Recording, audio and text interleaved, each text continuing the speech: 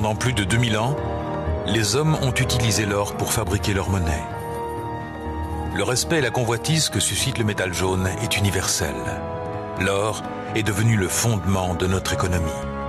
L'ultime standard permettant de juger de la valeur des choses.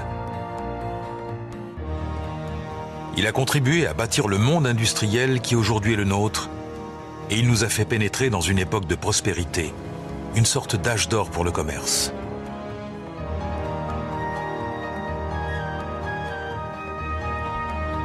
Mais la Grande Guerre et une crise économique mondiale ont pour un temps fait oublier son éclat.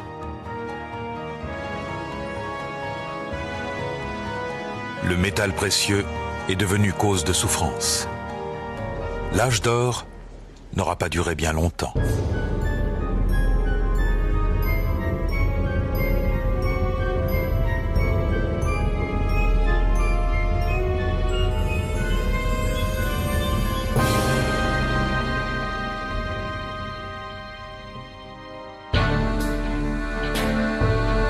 En février 1797, l'Europe est en guerre et la France affronte son vieil ennemi, l'Angleterre. Des troupes de marine débarquent sur une côte déchiquetée du pays de Galles. L'objectif des soldats est pour le moins surprenant. Le petit port de pêche de Fishguard.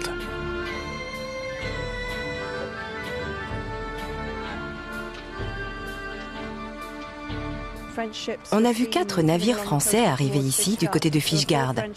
C'est un marin à la retraite qui les a repérés, un certain Thomas Williams. Il a vu qu'ils étaient français. Les Français débarquent. Il y avait 1400 hommes sur ces navires qui constituaient la célèbre Légion Noire sous le commandement du colonel William Tate, un Américain d'origine irlandaise. En fait, il semblerait que 800 d'entre eux aient été des bagnards libérés pour venir combattre les Britanniques. Ils avaient été très bien armés, mais pas vraiment disciplinés. Les Français s'enfoncent dans l'intérieur des terres. Le commandant des troupes britanniques locales réalise bien vite qu'il ne peut pas faire face à un tel nombre de soldats. Il disposait tout au plus de 250 hommes, dont 150 qu'il pouvait mobiliser immédiatement. Il a donc compris qu'il n'était pas en mesure d'affronter ces 1400 Français et il a attendu les renforts à Fishguard. La Légion Noire met à sac les fermes environnantes pour y trouver boissons et nourriture. Manquant déjà de discipline, la troupe est maintenant désorganisée. Ils se sont vite enivrés, ce qui n'a pas arrangé leurs affaires. On a des récits qui les décrivent titubant d'une maison à l'autre, complètement ivres.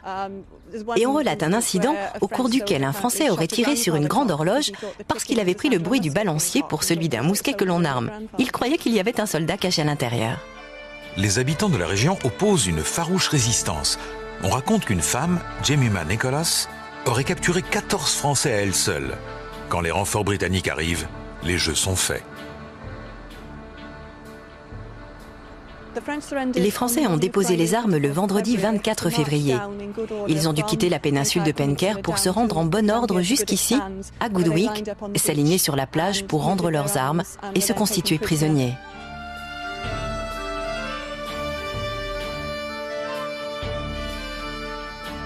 D'un point de vue militaire, cette tentative de débarquement est insignifiante, mais ses effets sur l'économie britannique vont être considérables. Les nouvelles de Fishguard parviennent à Londres et la Banque d'Angleterre se trouve bientôt assiégée. Les gens ont cru qu'une invasion était en cours. Et par temps de crise, ce que veulent les gens, c'est de l'or, pas du papier-monnaie. Ils se sont donc précipités dans les banques pour échanger leurs billets contre de l'or. Les réserves de la Banque d'Angleterre ont fondu très rapidement, passant de 16 millions de livres à environ 2 millions. Les gens étaient furieux parce qu'ils craignaient que la banque ne soit pas en mesure d'honorer ses obligations. Les Français vont mener une guerre économique très astucieuse. En menaçant les réserves d'or de la Banque d'Angleterre, ils vont miner l'institution financière la plus puissante du monde et mettre à mal l'économie britannique. Cela fait maintenant près d'un siècle que la Grande-Bretagne a adopté l'étalon or. Le métal jaune, dont la valeur est fixée par le gouvernement, sert de mesure officielle. Un système mis au point en 1717 par Isaac Newton. Le physicien avait alors calculé une valeur de l'or qui restera constante jusqu'au XXe siècle. L'or domine tous les aspects de l'économie. Il est gage de stabilité. Les pièces de monnaie britannique sont elles-mêmes faites d'or et les billets de banque peuvent être échangés à n'importe quel moment contre leur équivalent en or. Le peuple fait donc largement confiance à sa devise. Pendant près d'un siècle, grâce à un concours de circonstances à l'autre bout du monde, la Grande-Bretagne a accumulé des réserves d'or. En Amérique du Sud, les Espagnols ont de leur côté remporté le gros lot. Ils ont conquis le Pérou et se sont appropriés l'or des Incas. Grâce à cette conquête, ils vont plus que doubler les réserves mondiales en or.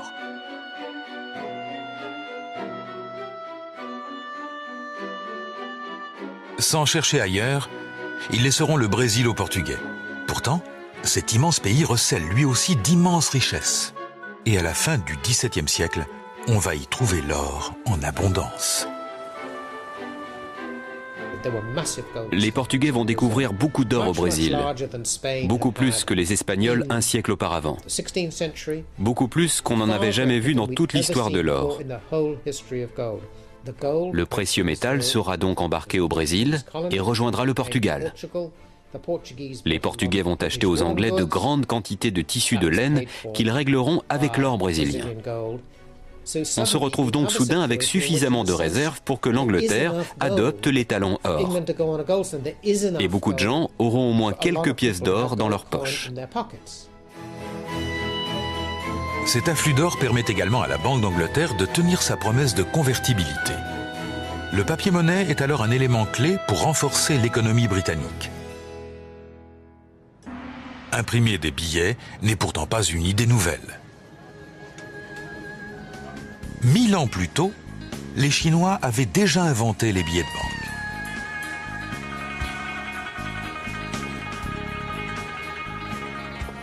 Le papier était alors bon marché. Si l'empereur voulait davantage de devises, il pouvait les faire imprimer. Bien sûr, plus il y avait de billets en circulation, moins ils avaient de valeur aux yeux de la population. Et en dehors de Chine, ces billets ne valaient pas plus que le papier utilisé pour les imprimer. L'or de la Banque d'Angleterre va conférer une crédibilité nouvelle à la monnaie de papier. On fait confiance aux billets, aussi longtemps que la banque conserve des réserves en or suffisantes. Mais la panique provoquée par l'incident de Fishguard constitue un vrai danger. La banque ne tient plus sa promesse. Ces billets ne peuvent plus être échangés contre de l'or. La Grande-Bretagne va donc abandonner les talons or.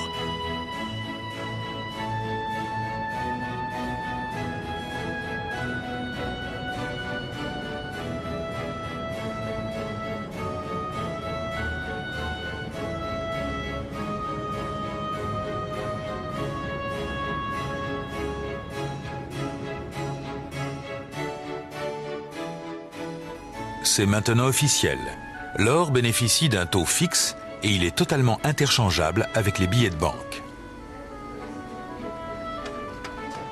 Une nouvelle pièce d'or, le souverain, apparaît à cette époque.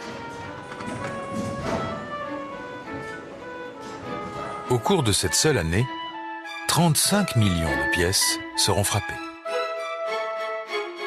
C'est aussi l'occasion de montrer que la Grande-Bretagne respecte sa parole en basant son économie sur l'or.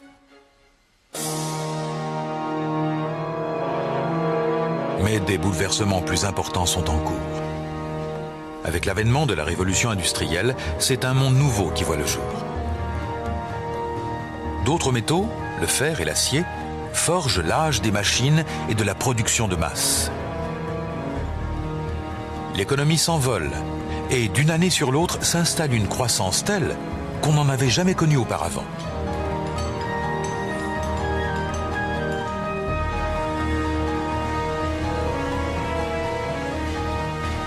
Au milieu de ces bouleversements, l'or conserve sa stabilité. Mais le développement du monde industriel entraîne une forte demande de métal jaune. Il va falloir trouver de nouvelles sources d'approvisionnement.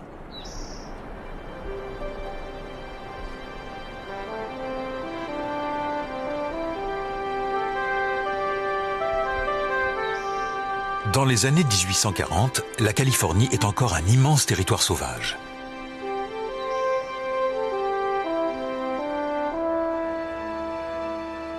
Ces terres encore vierges offrent de multiples possibilités et elles attirent les premiers pionniers. La vallée de Sacramento est un endroit idéal pour s'établir.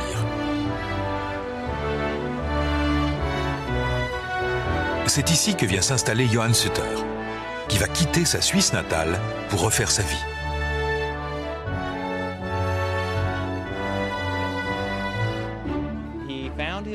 Il s'est enfoncé à l'intérieur des terres et il a bâti un fort, le fort Sutter, ainsi qu'un vaste domaine agricole qu'il a baptisé la Nouvelle-Helvétie. La Nouvelle-Helvétie sera son royaume privé. Et Sutter va s'employer à attirer d'autres colons. Il a l'intention de devenir l'homme le plus riche de la côte ouest.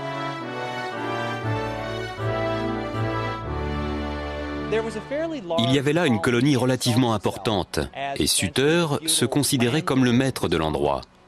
Il voyait cela un peu comme un domaine féodal, tel qu'on le concevait en Europe, 4 ou 5 siècles plus tôt. James Marshall, un charpentier, est alors l'un des lieutenants les plus proches de Sutter.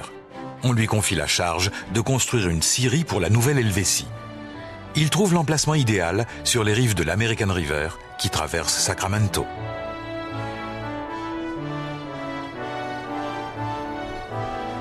En janvier 1848, Marshall travaille sur ce chantier. Son regard s'est posé sur l'eau et il a vu de minuscules objets refléter les rayons du soleil. Il a d'abord cru que c'était des morceaux de quartz ou le sol gelé qui brillait au soleil. Mais en s'approchant, il a vu qu'il s'agissait d'autre chose. Il s'est penché pour voir de plus près et il a trouvé une petite pépite de métal jaune de la taille d'un ongle. Il n'en avait jamais vu auparavant, mais il s'est dit que ça pouvait être de l'or. Il rapporte le petit morceau de métal à Sutter. Il s'agit bien d'une pépite d'or. Sutter tient à garder le secret. Il ne veut en aucun cas que des chercheurs d'or envahissent sa Nouvelle-Helvétie. Mais l'affaire est rapidement éventée. Lorsqu'on a trouvé de l'or en Californie, la nouvelle s'est répandue dans le monde entier et les gens sont venus de partout, des autres États d'Amérique, mais aussi d'Amérique latine, d'Australie, d'Asie, d'Europe. Ils sont venus de tous les continents pour s'installer en Californie. C'est la première fois qu'un tel événement se produisait dans un laps de temps relativement court. On avait bien sûr déjà connu des migrations, il y avait eu de grandes foires internationales, mais c'était nouveau de voir arriver des gens du monde entier pour ce seul événement. C'était vraiment sans précédent dans l'histoire du monde. Et les colons continuent d'affluer. Très vite, la Nouvelle-Helvétie devient un immense camp de pionniers. Pour Sutter, le rêve d'or se transforme en cauchemar. L'American River continue de prodiguer son or, comme si cela ne devait jamais s'arrêter. Il suffit presque de se baisser pour le ramasser. L'or a une densité de 19,3, ce qui veut dire qu'il est 19 fois plus lourd que le même volume d'eau. Ce morceau de quartz qu'on a ici a une densité de 2,6. Autrement dit, il est 2,6 fois plus lourd que le même volume d'eau. Un morceau d'or de la même taille sera donc 7 fois plus lourd que le quartz. Et c'est ce principe que l'on applique pour laver les sables aurifères. En secouant les alluvions dans une battée avec un mouvement horizontal, l'or finit par s'accumuler au fond. Vous secouez votre mélange de sable et d'alluvions et vous déversez le liquide de surface, puisque l'or plus lourd va se déposer. Vous finissez par arriver au fond de la battée et avec un peu de chance, vous y trouvez une pépite.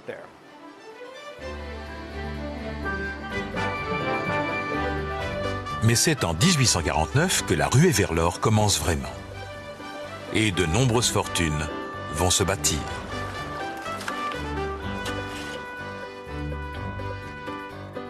Les quantités d'or que l'on trouve en Californie sont considérables. En l'espace de quelques années, les réserves mondiales en or vont être multipliées par 5. Aujourd'hui encore, il reste de l'or dans les collines de Sacramento. Pas suffisamment pour faire fortune, mais la fascination est toujours aussi forte.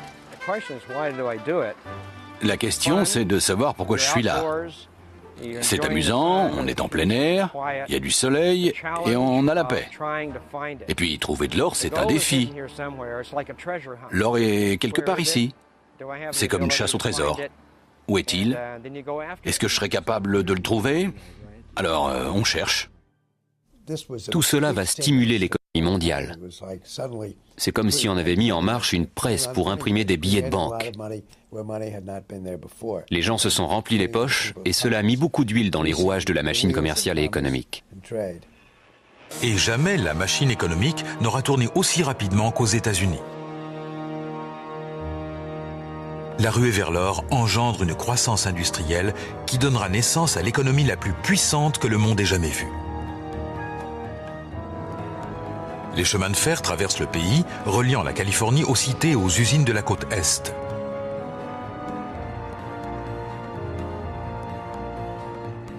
Des immigrants arrivent des 4 coins du monde. La ruée vers l'or prouve que des gens ordinaires peuvent faire fortune.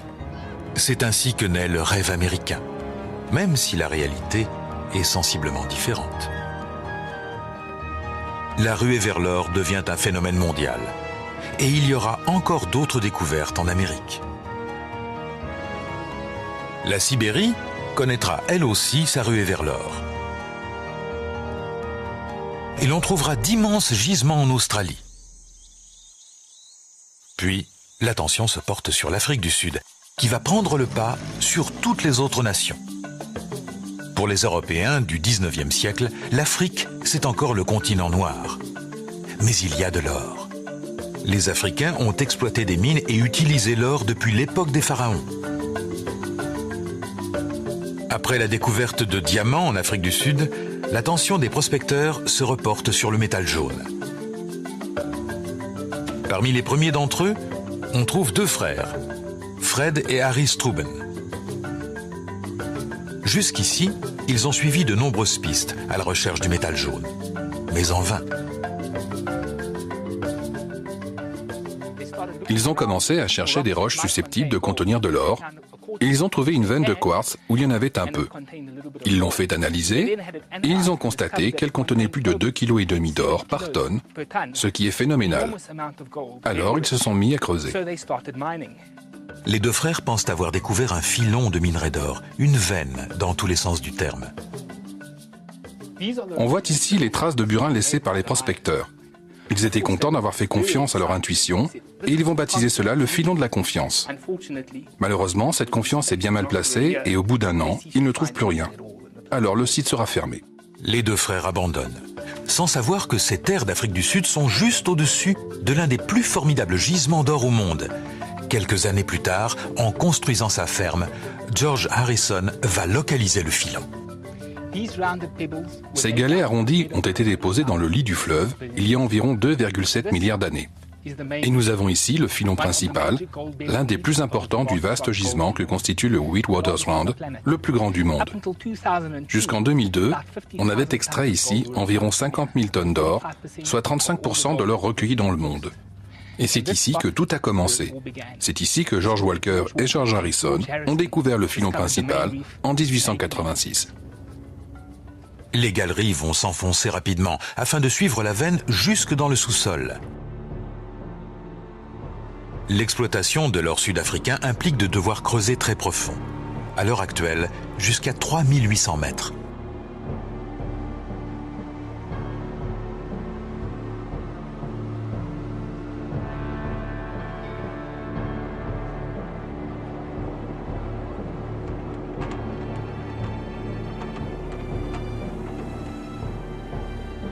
À première vue, le filon n'est pas très impressionnant.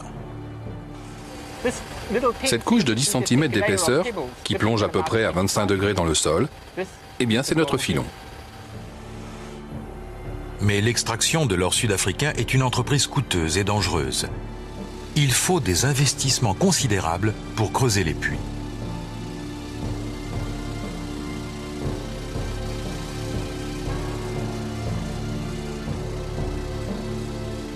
Et il y a un autre problème. L'or contenu dans la veine se sépare difficilement de la roche. C'est sans doute le plus grand gisement d'or au monde, mais il coûte beaucoup d'argent. Jusqu'à ce qu'une découverte scientifique vienne tout changer. En broyant le minerai d'or et en y ajoutant du cyanure, les particules d'or se désolidarisent de la roche. Avec ce nouveau procédé, on peut maintenant extraire 96% de l'or. Le vaste gisement prend désormais tout son sens.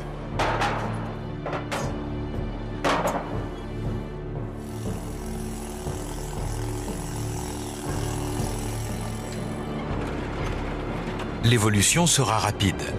Malgré les lourds investissements, les galeries de mines s'enfoncent de plus belle. La ruée vers l'or sud-africain est très différente de celle qu'a connue la Californie. Dans les premières années, les gens travaillaient dans les mines dans des conditions horribles, extrêmement dangereuses. Ils étaient sans casque, sans chaussures, et parmi les nombreuses blessures, on comptait des pieds écrasés par les chutes de rochers, quand ce n'était pas sur la tête qu'ils tombaient. L'exploitation de ces mines nécessite une main-d'œuvre importante. Aux environs de 1910, un demi-million de jeunes noirs, parfois très jeunes, 15 ou 16 ans, avaient été embauchés pour travailler dans ces mines,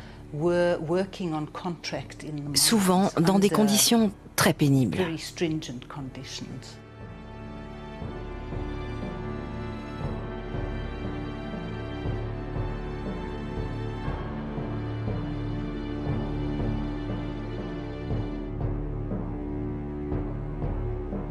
Ces enclaves donnent une première idée de ce que seront plus tard les cités dortoirs d'Afrique du Sud, comme celle de Soweto.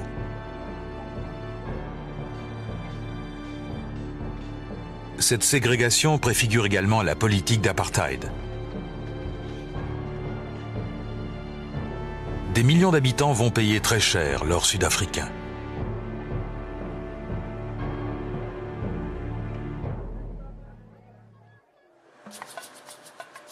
Depuis cette époque, les conditions dans les mines et les raffineries du pays se sont nettement améliorées. Et l'Afrique du Sud est le premier producteur d'or depuis plus d'un siècle. Avec la découverte du procédé au cyanure et l'ouverture de nouvelles mines à la fin du 19e siècle, la production s'est envolée. En l'espace de 5 ans, elle sera multipliée par 30. À cette époque, un quart de l'or extrait chaque année provient d'Afrique du Sud. L'or inonde le monde entier.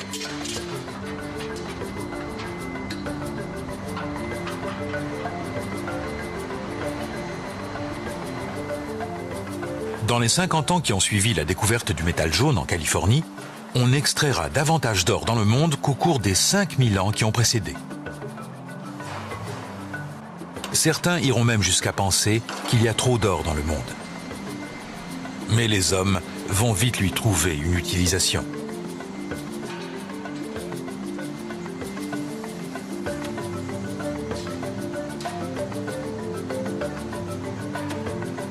Après tous les efforts déployés pour le remonter à la surface, la majeure partie du métal jaune va redescendre en sous-sol dans les chambres fortes des banques.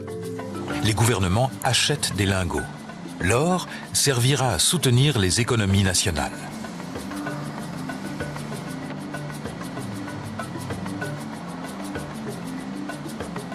Le système britannique de l'étalon or devient international. Dans les années 1870, la plupart des pays d'Europe occidentale adoptent ce standard. La Russie va suivre et en 1900, l'Amérique s'aligne elle aussi sur l'étalon or. Les conséquences vont être considérables et l'économie mondiale connaît un nouveau dynamisme. C'est un nouvel âge d'or qui apparaît. Cela veut dire qu'il était possible de prendre une pièce d'or et de l'échanger n'importe où dans le monde contre une somme d'argent établie. Ou faire l'inverse, échanger votre argent contre une quantité d'or bien précise. Autrement dit, l'or était la norme de référence à l'aune de laquelle on évaluait les différentes devises. Les monnaies étant basées sur le taux fixe de l'or, elles sont aisément convertibles. Cela va faciliter le commerce et encourager la croissance.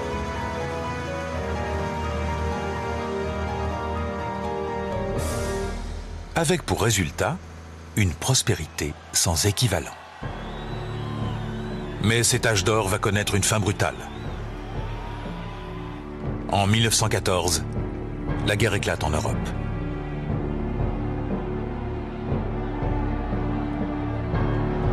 C'est un conflit terrible, d'une ampleur nouvelle. L'âge de l'industrie est aussi l'âge du chaos.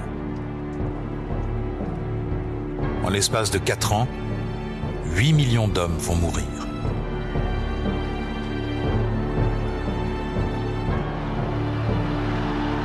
Lorsque la paix revient, le monde a désespérément besoin de retrouver ses anciennes certitudes. Pour l'économie, cela signifie un retour à l'étalon or. À l'instar des autres pays d'Europe, la Grande-Bretagne avait pendant la guerre abandonné l'étalon or. Mais pour les gouvernants, il est maintenant crucial d'y revenir. Le problème, c'est que les réserves de la Banque d'Angleterre sont bien faibles et l'économie est au plus mal. Pour revenir à l'étalon or, il faudra du temps. Comme objectif, on se fixe 1925. Winston Churchill, chancelier de l'Échiquier, doit prendre des mesures draconiennes pour préparer le terrain. Il ne veut pas que l'inflation épuise les réserves d'or. Il décide donc de relever les taux d'intérêt. C'est la classe ouvrière qui va en faire les frais, et notamment les mineurs. Le niveau élevé des taux d'intérêt entraîne la montée du chômage dans tout le pays. Les mineurs sont confrontés, entre autres, à une réduction des salaires qui, leur dit-on, devrait rendre le prix du charbon plus compétitif. Les mineurs refusent. En mai 1926, les houillères sont fermées et les mineurs sont à la rue. 1 million d'hommes sont désormais sans emploi.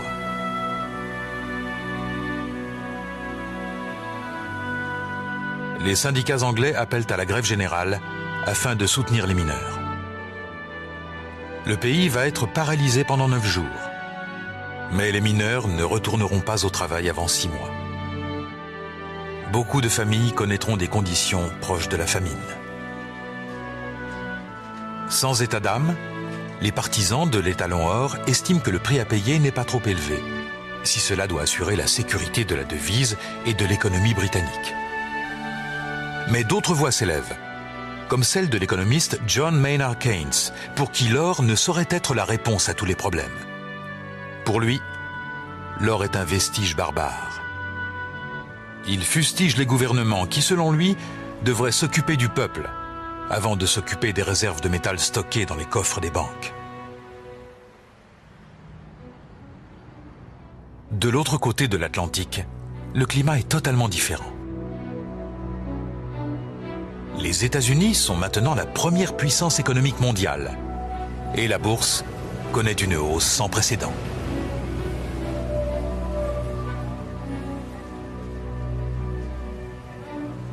Mais en octobre 1929, l'impensable survient. Le marché s'effondre et la panique s'installe.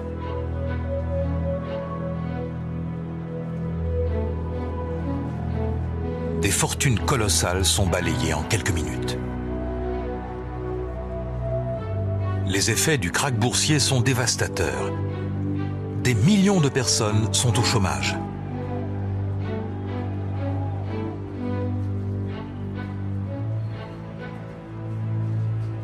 Ce pays si riche va lui aussi souffrir de la famine. Jamais l'Amérique n'avait connu semblable crise dans son histoire. Les membres du gouvernement ne savent que faire. Le seul article de foi, c'est de s'en tenir à l'étalon or. Pour le président Hoover, c'est un point vital. Il croyait fermement dans le bien fondé de l'étalon or. C'était un conservateur et il voulait protéger ce qui existait encore. Il ira jusqu'à dire « Nous avons besoin d'or parce que nous ne faisons pas confiance au gouvernement ».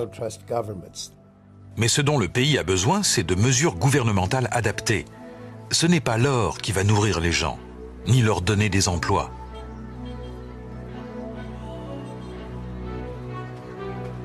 La crise économique n'en finit plus. Au cours de la crise de 1929, les hommes politiques, incapables d'y trouver une issue, ont jugé que l'or était la chose la plus importante, alors que le monde s'effondrait autour d'eux. Les prix continuaient de descendre et les gens perdaient leur emploi. Et tout ce que ces beaux messieurs ont trouvé à dire, c'est que si on dépensait de l'argent pour tenter de franchir le cap, ou si le gouvernement acceptait un déficit pour aider une population pauvre et sans emploi, il y aurait de l'inflation, on perdrait l'or et le monde entier passerait à la trappe. Quand arrive l'année 1932, les gens en ont vraiment assez. Ils élisent Franklin Delano Roosevelt sur sa promesse du New Deal, une nouvelle donne. Mon souci le plus immédiat est de mener à bien les objectifs du vaste programme de reconstruction qui vient d'être voté par le Congrès. Il s'agit d'abord de remettre au travail les hommes et les femmes qui sont aujourd'hui sur les listes d'aide sociale et incidemment de soutenir concrètement notre marche vers la reprise économique. Roosevelt tiendra sa promesse.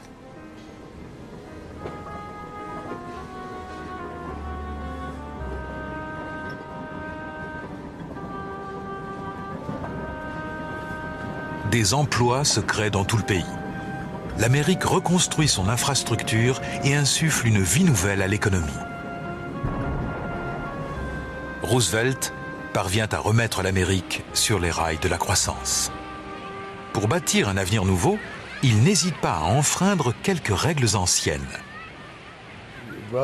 Roosevelt n'était pas aussi dévoué au passé, dans un sens quasiment religieux, que l'avait été Hoover et toute son administration. Roosevelt a compris que si le gouvernement ne faisait rien, les États-Unis allaient connaître le sort de la Russie. Il fallait des changements radicaux. Et Roosevelt va se montrer radical à l'égard de l'or. Il fait voter une loi obligeant tous les citoyens possédant encore du métal jaune à aller l'échanger contre des dollars. Il va donc falloir que les Américains fassent confiance au dollar. Et dans la foulée, qu'ils fassent confiance à la gestion économique du gouvernement. Roosevelt a mis l'or sur la touche, au profit du dollar papier.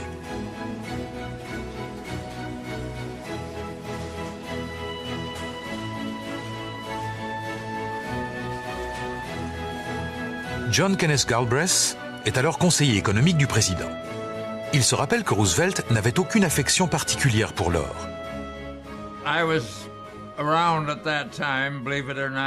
À cette époque, je me trouvais à Washington. Roosevelt voyait dans l'or la passion étriquée de quelques gens riches et des banquiers qui considéraient le métal d'un point de vue moral et politique, en exagérant probablement ces deux aspects.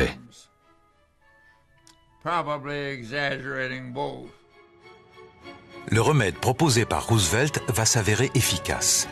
La prospérité revient. Il s'est attaqué à la suprématie de l'or et il a gagné. Jamais plus le métal n'aura priorité sur le peuple.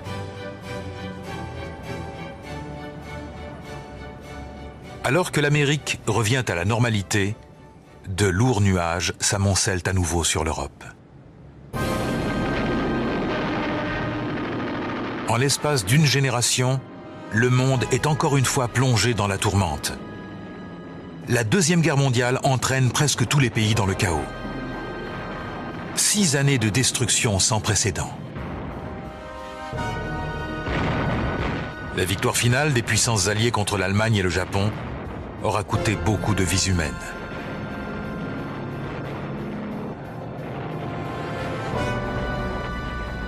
Les pertes sont considérables. Les combats ravagent des pays entiers.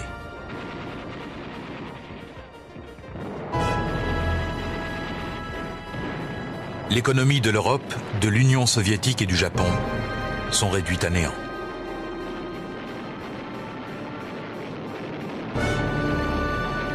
Il faudra bien en tirer les leçons lorsque les soldats seront rentrés chez eux. Alors que les chefs de gouvernements alliés se réunissent pour se partager le monde politique de l'après-guerre, une conférence est organisée en vue de créer un nouvel ordre économique. Réunis à Bretton Woods, 44 pays refusent un retour à l'étalon or. Mais ils acceptent que le dollar, la devise la plus forte, soit indexé sur l'or.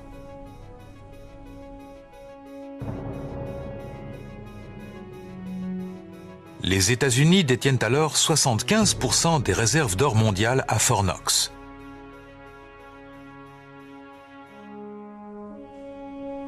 Ce sera le fondement de l'économie mondiale.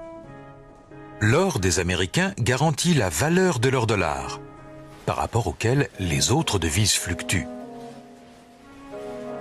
Dès lors, les États-Unis se comportent comme les banquiers du monde. Le dollar devient une sorte de devise universelle.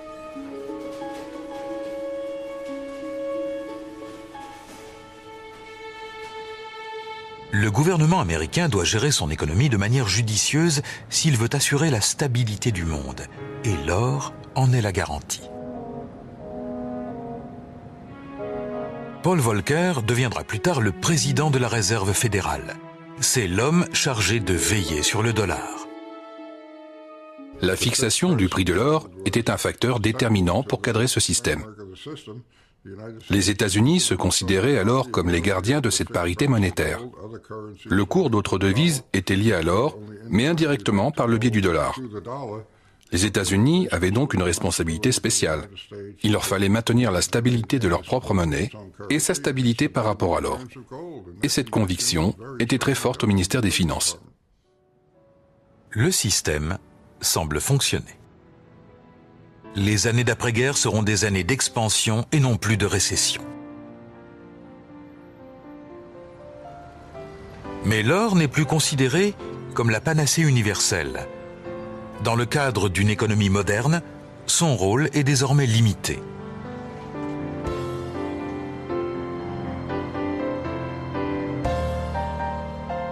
Dans la fin des années 60, la prospérité américaine commence à créer des problèmes.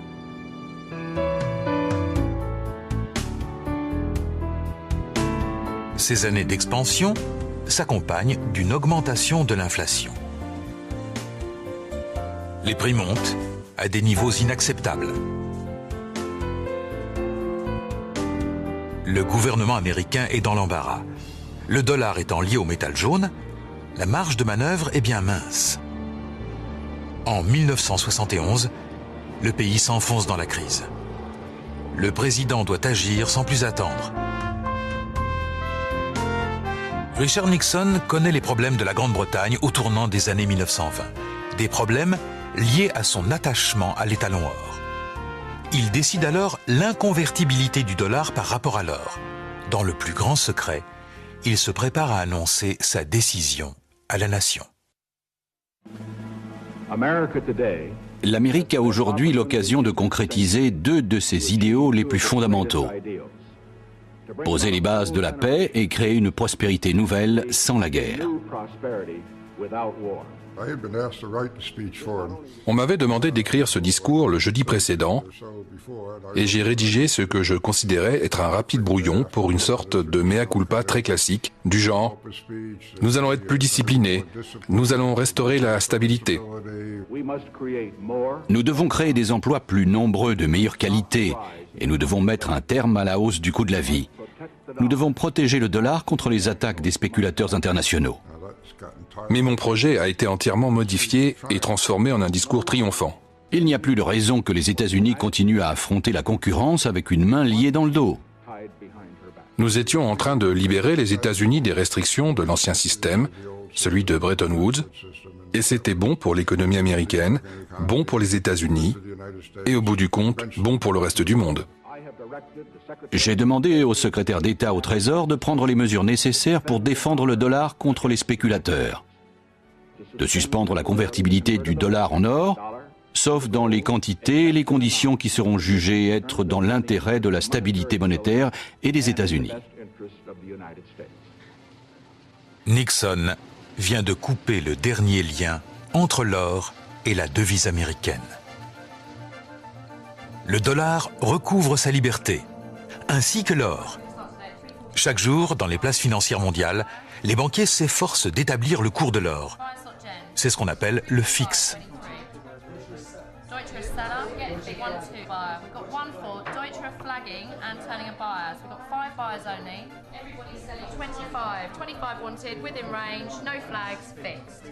Mais il s'agit encore d'un système volontariste, conçu pour simplifier les transactions effectuées en or.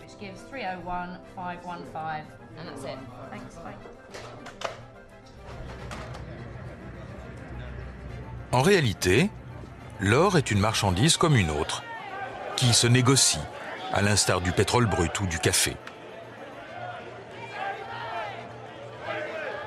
N'importe qui peut acheter et vendre de l'or, sur la base du prix qui sera convenu entre les parties. Le prix de l'or peut monter ou descendre. Dans les temps de crise et d'incertitude, il a tendance à grimper.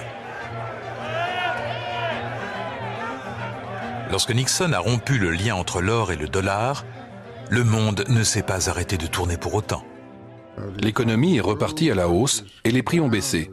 Il y avait beaucoup de mécontentement à propos du contrôle des prix et d'autres choses. Mais la reprise économique était au rendez-vous et le président a été réélu triomphalement. Nixon n'a pas pour autant mis un terme à l'histoire d'amour entre l'or et les Américains. Jamais le métal jaune n'a été aussi demandé pour la décoration ou pour la joaillerie. Le lien entre l'homme et le précieux métal ne semble pas près de se briser.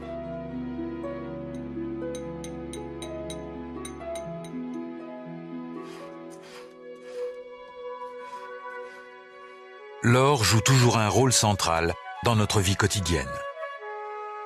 Ce métal, connu depuis l'Antiquité, est un composant clé pour les technologies modernes. C'est un métal inaltérable et excellent conducteur d'électricité. Chaque année, l'industrie électronique utilise 200 tonnes d'or. À notre époque de haute technologie, si vous dites à un ingénieur ou à un électricien qu'il va maintenant falloir se passer de l'or, ils vont vous expliquer qu'une grande partie de l'industrie informatique, audiovisuelle et bien d'autres encore va alors devoir s'arrêter. Au moins jusqu'à ce qu'on trouve un substitut au métal jaune.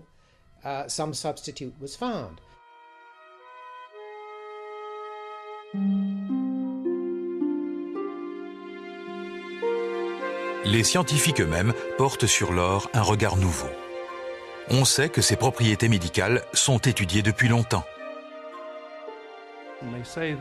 On dit que les Chinois, à peu près en l'an 2000 avant Jésus-Christ, ont été les premiers à vouloir utiliser l'or en médecine. Mais ce n'est qu'à la fin du 19e siècle ou au début du 20e que l'on a vraiment fait appel à la chimie pour concevoir des médicaments contenant de l'or.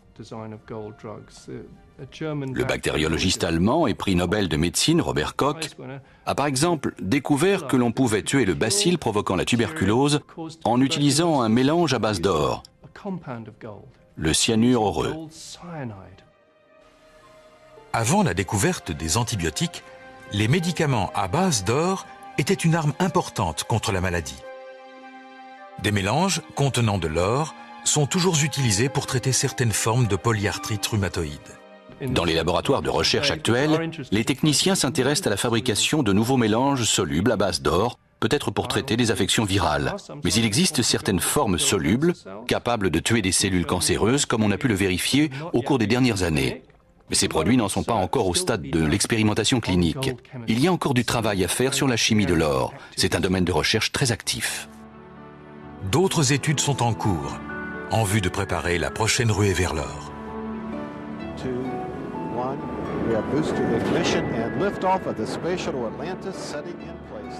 Mais cette fois-ci, dans l'espace. Cette roche est vieille de 4,5 milliards d'années.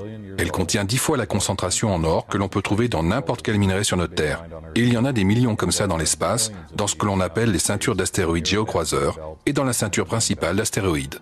Pour Jim Benson, il doit bien y avoir un moyen de récolter cet or extraterrestre. On pourrait envisager de lancer un engin spatial vers l'un de ces astéroïdes géocroiseurs, entre la Terre et Mars, et y atterrir en douceur. La première fois, nous serions peut-être seulement capables de prélever un échantillon et de l'analyser. Mais à la mission suivante, nous serions peut-être en mesure d'en rapporter une certaine quantité, ou même d'utiliser un remorqueur spatial pour tirer un astéroïde métallique géocroiseur relativement petit, jusqu'en orbite terrestre, où on pourra le traiter à moindre coût. Un défi incroyable, mais bien lointain. Il y a des fortunes colossales à bâtir, et même des empires, je crois, dans les quelques générations à venir. L'espace offre des ressources infinies, sans aucune frontière. Si l'on en croit Benson, un seul astéroïde pourrait produire 80 000 milliards de dollars de métaux précieux. Mais comme le roi Midas, qui transformait en or tout ce qu'il touchait, quand on a des masses d'or considérables à portée de main, la magie n'opère plus. C'est terminé. Fini. Pourtant, tout au long de l'histoire, jamais la fascination qu'exerce l'or n'a faibli. Quand les Romains ont trouvé de l'or en Espagne, ou quand les Espagnols ont exploité le Pérou, on a toujours su utiliser l'or qui venait s'accumuler.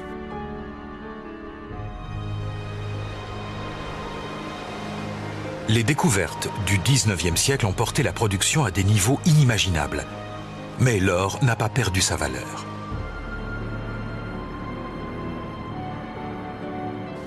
On en veut toujours plus.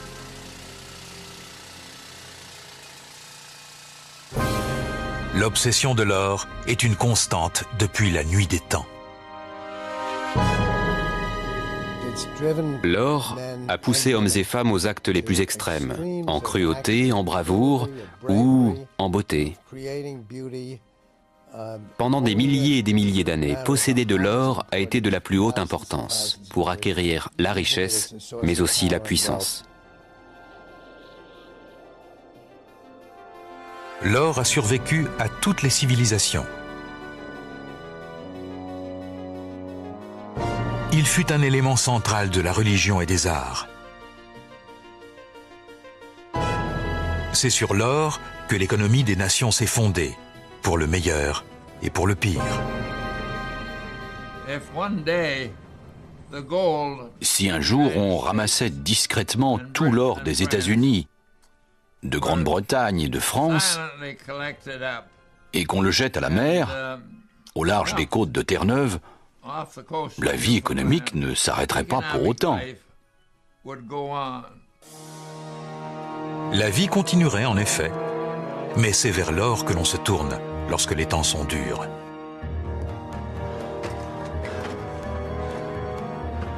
L'or porte en lui quelque chose de particulier. Ce n'est pas un produit fabriqué par l'homme, mais par la nature. C'est pourquoi on a confiance en lui. Quand on vit dans un monde dangereux, s'il faut partir en toute hâte, on attrape ce que l'on peut, ou on met à l'abri ce qui devrait raisonnablement conserver une certaine valeur. Et l'or joue ce rôle. C'est votre assurance pour les mauvais jours.